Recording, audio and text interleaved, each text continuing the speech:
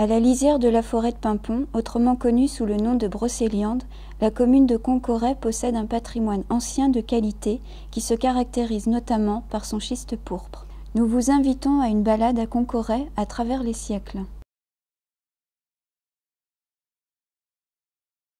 La lecture de façade nous permet de comprendre l'organisation intérieure, d'identifier le statut du propriétaire et de dater le bâtiment. Tout d'abord, la maison est composée d'un rez-de-chaussée et d'un étage. La partie de gauche abrite les dépendances surmontées d'un grenier. La partie de droite abrite le logis, qui est composé d'une salle commune et d'une chambre au-dessus. Cette identification des pièces se fait par rapport à l'emplacement de la souche de cheminée, puisqu'elle renseigne sur la présence des pièces de vie.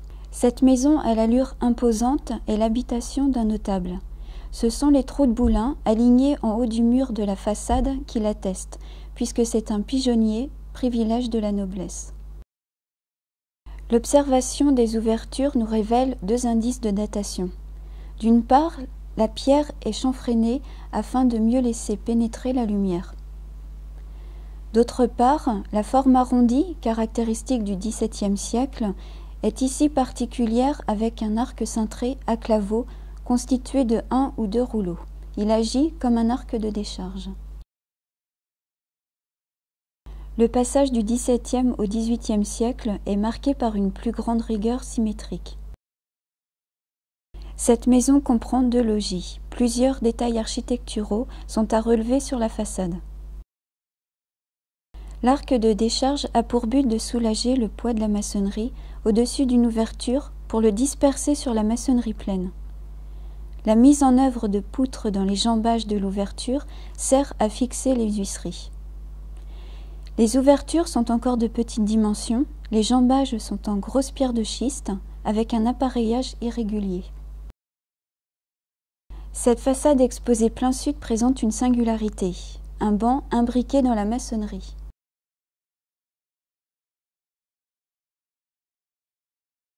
Ce bâti plus modeste possède une façade de schiste associée à d'autres matériaux, eux aussi prélevés localement.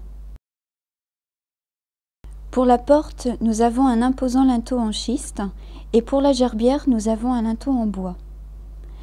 Signalons au passage que les huisseries sont toujours fixées dans les poutres.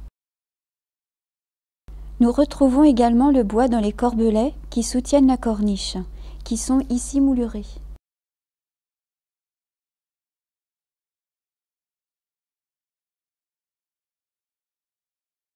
Le XIXe siècle est axé sur la rigueur.